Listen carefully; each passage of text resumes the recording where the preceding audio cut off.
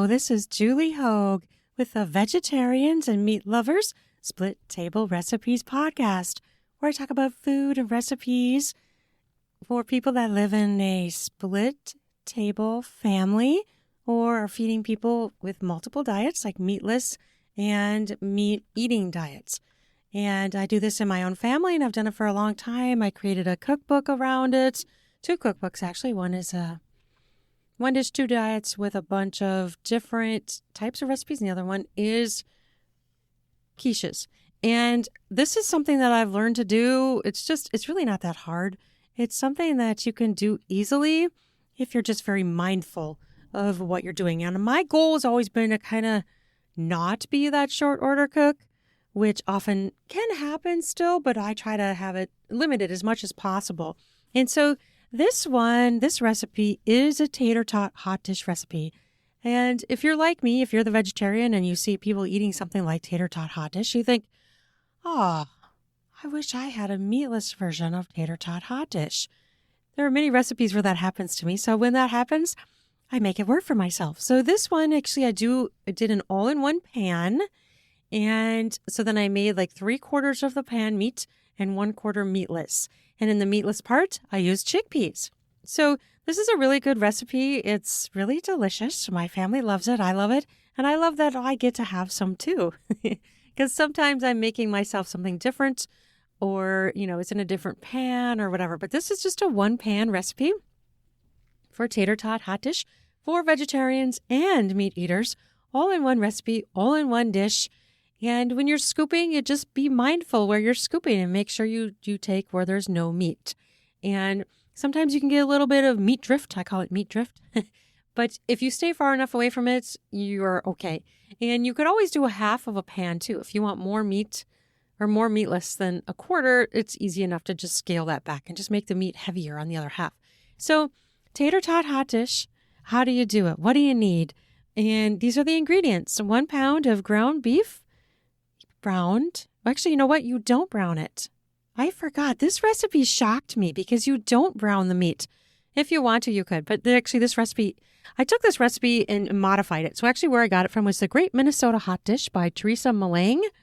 And I use a lot of those recipes and I modify them. This one I modified for my family to make it part vegetarian. So let's start over and do the shocking ingredient of raw ground beef. You actually take 1 pound of ground beef and you smush it into the greased pan. Now, I used a 9x13. This recipe calls for a 9x9, but I made it bigger and I did a 9x13. So I greased it with coconut oil, like the solid coconut oil. I just used a napkin and spread it all over.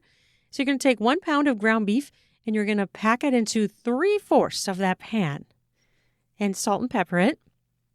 The next ingredients you're going to organize for this are 1/2 cup chopped onions, 1 10-ounce can of cream of celery or cream of potato soup. Either one works great. 1 cup of green beans, peas, or creamed corn. I really like the creamed corn. And I also like to add in a small can of peas and carrots, drained. So that's another ingredient.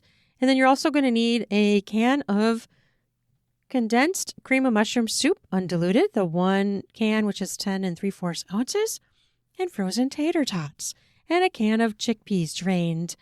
And then I also added in a 1/2 cup of crispy fried onions. So this was a recipe that was there, but I kind of changed it quite a bit tonight.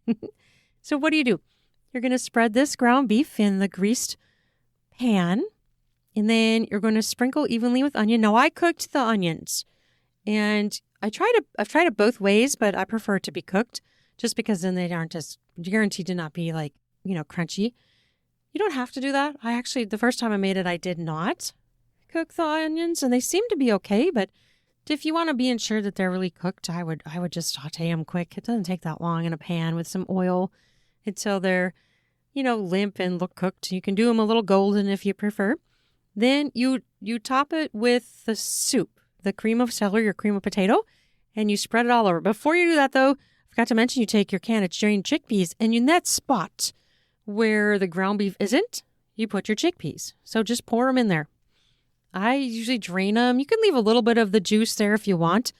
That's totally fine. I've heard it's kind of like a thickening agent or something, but so with or without that, that's fine. And then you're going to spread your vegetable. I did the cream corn. Whether you do cream corn or green beans, whatever you want to do, you can do that. I also like I said, to add in the small can of carrots and peas where they're like mixed together. It's like a little small can. And so I spread that all across it too. And then you're going to take your frozen tater tots. They're frozen. You can leave them frozen. You don't have to cook these. You put them all over the top. Like I make a confluent layer of tater tots all across it. And then you're going to take your cream of mushroom soup. And well, before we do that, I do actually like to do the onions next. The crispy fried onions, half a cup. You don't have to do that if you don't want to, but well, I liked it. So, so I'm going to add it in the recipe. That's optional. And then you're going to put the cream of mushroom soup over the whole thing and bake it for 55 minutes to an hour at 350. And we love topping it with ketchup. You know, it's the tater tots, I think. And it just, I don't know, it really adds to the flavor when you add the ketchup. It's the same thing when I make my pasties. I think I've done a podcast episode on the pasties. I'll have to check. But the pasties are really good with ketchup. And even though I don't put meat in my pasties, I don't put ground beef, with the potatoes, I don't know, the ketchup does something. It makes it a little bit more savory. It's just really good.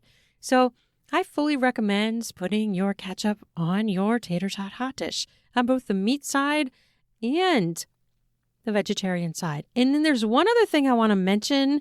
There's actually two things. Another way I tried this recipe was the chana masala chickpea pack from Target. They have these like flavored little chickpea packs.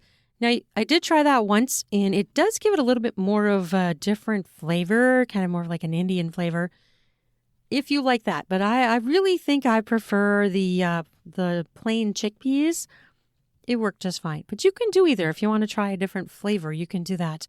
And then the other thing I want to mention that we tried with this is using cooked chicken chunks instead of the ground beef. Now, interestingly, we got mixed results at my house. My youngest son liked the chicken.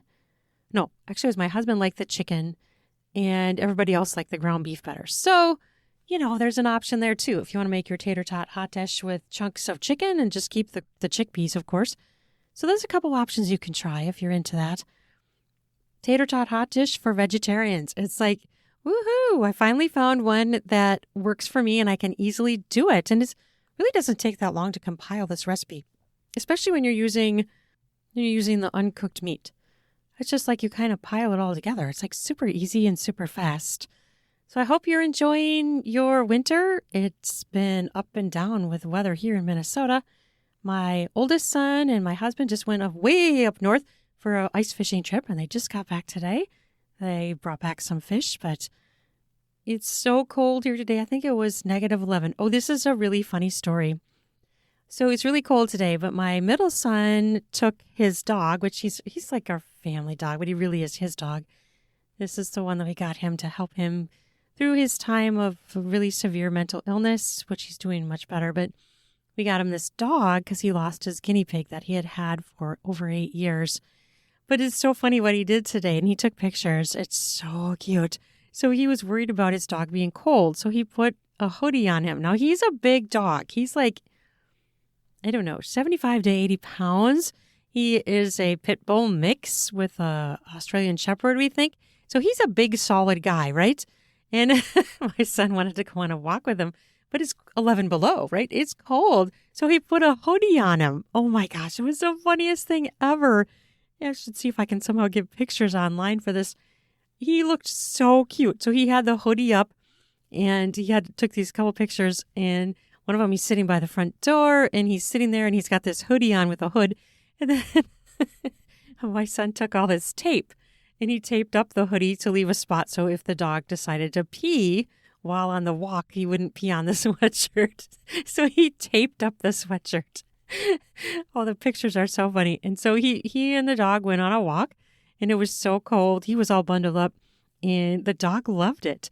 He said the dog whiskers were getting all frozen, like with all the moisture and stuff. And he ended up peeing on the sweatshirt because it started to fall. I mean, what a story. Always so cute. Such a funny story. And it's cold here, It's really cold. If you're going to take a walk, you got to bundle up. So it's so cute that he bundled up his dog and his hoodie to go for a walk.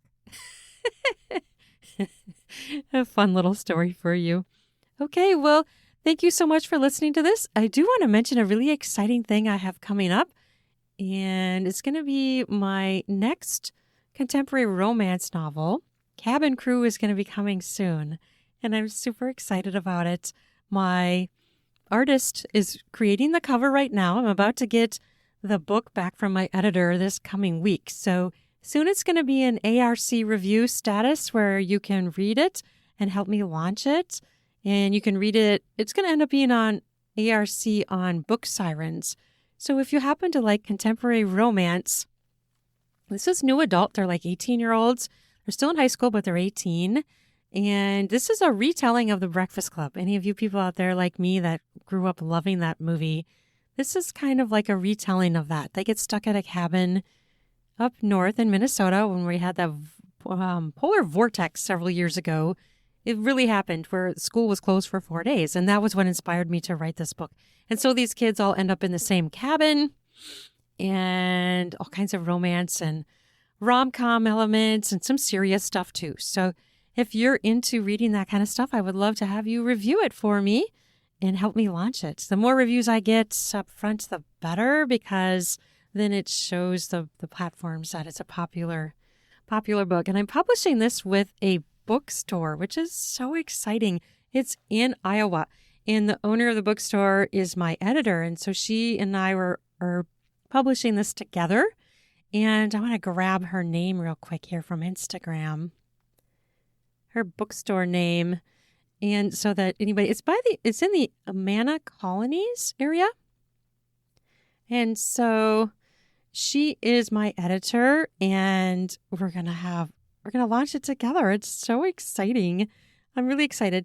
This is a unique thing that I found. And so I decided, hey, this is what I'm going to do. Bumble Books. Okay, so she's going to have the book in her bookstore. She's going to have signed copies because I'm going to send her signed copies.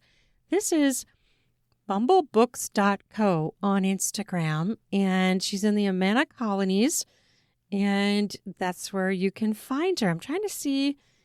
So if you click on her thing in Instagram, you can find out more information. The Amana Colonies in Iowa.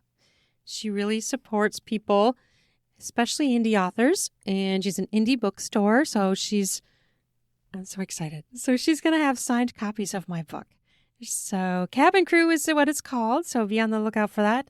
It's coming soon. I'm so excited to see my cover and having an artist do it, which is so much fun for me too, because I found out that this person who's doing my cover, this artist, is a stay-at-home mom, and she's writing on the side and doing this art on the side as book covers. I'm so excited to give a woman a job that is working on stuff on the side while she's raising her child, and she's being a stay-at-home mom, but she's doing kind of like this kind of side job on the side. What a wonderful thing. I used to be a stay-at-home mom for about 6 years. I was a stay-at-home mom, and before that I only worked part-time. So that is a special place in my heart for someone who wants to do that and also wants to explore their own desires in reaching their dreams. And she's doing that by doing things on the side as she's staying home, by writing her book and creating covers as an artist. So what a fun thing. So it's so exciting to me to be able to give, working with women too, nothing against men, but it's just really special and fun for me to be able to work with women and really highlight how wonderful it is to work with women. So thank you so much for listening to this. And I'm babbling. Well, you have an amazing day. I hope that you enjoy it, and I hope you enjoy this recipe. All right, you take care, and you have an amazing day. Stay warm if you're somewhere cold like I am. I'm staying inside today. 11 below? No, thank you. I think I'll stay in the house. There's no reason to leave when it's that cold, and there's no reason I need to leave. So there you go. All right, have a great day. Links down in the podcast show notes if you want more info. Thanks. Bye.